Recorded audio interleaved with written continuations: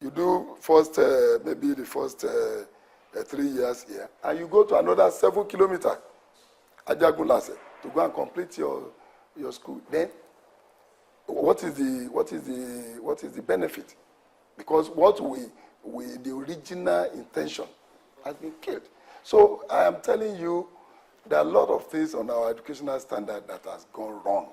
And that was why, when you look at our position in the nation, before we used to be number 4 position, because I think the WAEC examination is what they use to evaluate each state standard of education. 4th position, 7th position, 8th position. Do you know what our position was in the 2013 WAEC or something? We are already on position number 26 in the country. And we are talking of appointment that is not there for anybody to see. So now, what I'm saying is that we will go back to the national policy on education, whereby all this classification of no clarification will not come in if I become the governor. And that is the voice. That's what everybody in the state is looking up to. Our next contestant is the People's Democratic Party governorship candidate, Senator Iyiola Omisore, a former deputy governor and a 2-term senator from Osun State. In 2003, Senator Iyiola Omisore won the senatorial seat from prison. He was later cleared on allegations connected with the death of Bola Ige, though he lost in his 3rd attempt at his own senatorial district in 2011 under controversial circumstances. But Ife, his hometown, is expected to be his stronghold. He has arguably demonstrated the fiercest rivalry to Governor Aregbesol's 2nd-term ambition. Now let's hear from Senator Iyiola Omisore. Your race to the Bola Ige house come August 9 poll has been tagged the rescue mission, and you've so far flagged off an 8 cardinal program. How do you intend to achieve this? Basically, look at the education sector. The education sector in this state now is in total comatose. Schools are merged incredibly. Schools are cancelled unreasonably, to the extent of students now go to schools with hijabs, masquerade dresses, and choir dresses. The psyche of average Osun Indigene is a young school attendant, a pupil or a student, is being destroyed. The future generation of this state is being destroyed. And Southwest, what we have in Southwest for us going is education. That's our first business. Anybody that does education in Southwest is our enemy, in any form and manner, no matter what you preach.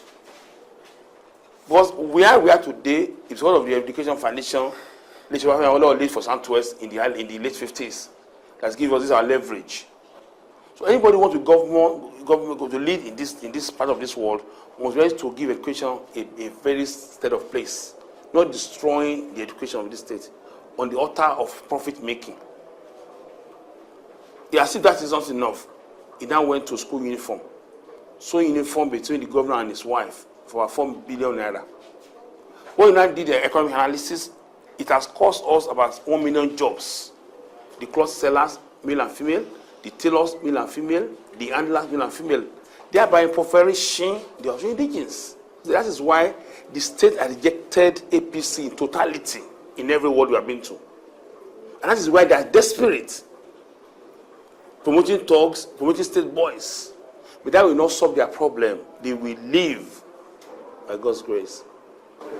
Now, about 870,000 registered voters will be heading to the polls come August 9. Let's do some of these 2 major towns. Of course, if determines the votes in Osun State, that's in the last 20 years. And of course, Ife is my town. I don't see APC having 1% of votes here at all. So, if it's there, that must be maybe a mistake of thumb printing. And when you go to Oshogbo 2, basically, Oshogbo, I was Oshogbo yesterday, they are all enlightened as well. The projects in Oshogbo, they are federal government projects. Oshogbo to Oshogbo Ring Road, Shekona Oshogbo, they are federal Ministry of Works complete projects. Unfortunately, now, the jobs are not been done up to 15% in 3.5 years. Most of them have been abandoned, as you see now. And no natives were involved even with the many jobs on those projects. They are all outside contractors. Even a payloader, a mechanic are foreigners. So there's a pressure on people rejecting Iyiola totally. So I don't see APC getting local government in this state at all. They are going to lose flatly. That's why they are preaching violence and thuggery. I think it's a general consensus that let's just go to the best bench. And this is our first election anyway. They came through the course in the first instance. And how do you explain where you want to do infrastructure or road construction? You now start demolishing buildings. At the end of the day, you don't actually need to develop these buildings. Buildings have been demolished for the past 2-3 years now. They are left as they are. Nothing has been done. That means the government of these people, they behave before they think. They live before they look. So it's become an albatross to them now. Some buildings are being cut off, are being destroyed now, and there's no need for them to be. No plan. So people are angry. They are angry. You can't Sufakule Commercial School in Oshogbo, a major history school in Oshogbo, because they want to give the outlet for Tinubu to the shopping mall. So our people are very sentimental about life. So it's difficult for them. They just be struggling with life. Like they did in Ekiti. But it's too late for them. Now let's hear from the incumbent governor of Osun State, Ogbeni Rauf Aregbesola. He fought his way to the Bola Ige House after the PDP was initially declared winner in a controversial election, which was later ruled in favor of Governor Rauf Aregbesola on 26 November 2010. A former activist and commissioner, critics of Governor Aregbesola has picked a pitfall in his reclassification policy on education, while the Osun State debt profile has also attracted several severe criticism. He has lashed out on his opponent on what he calls a display of unimaginable level of ignorance displayed by his opponents.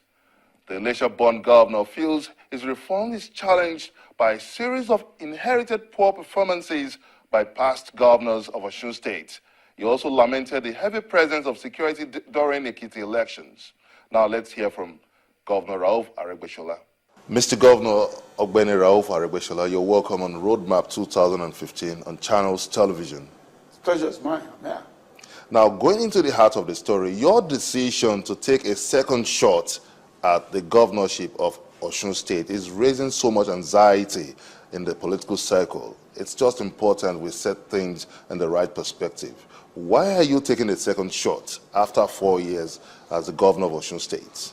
One, I dismiss the notion that there is anxiety. There's no anxiety at all. For those who do not want the continuation of the good works we are doing here, yes, there could be anxiety. But for the majority of our citizens here, there's no anxiety at all. The citizens of Osun are one with me in my desire to turn around their life and conditions of living. So to them, it's a good development that we move forward in our giant stride to improve our state and the living conditions of our people. So no anxiety at all. As to why I am seeking for a second term, simple. Just as I was against the poor administration and bad management of this state over the years. Does that in any way suggest that your performance did not get to the finish line within this range of the 4 years? Of course, it couldn't. It couldn't. Why? We have had a thoroughly mismanaged territory. That, as a matter of fact, 8 years will not be enough to do, but we are sure and confident that 8 years will provide the opportunity to fully entrench a forward ever programs and policies that nobody can reverse. Now, let's take a jigsaw on the road towards the August 9 poll. Now, bookmakers have narrowed this contest down to essentially a 3-horse race between you, Alhaji Abdul Fattah Akinbade, and also Senator Iyiola Omisore.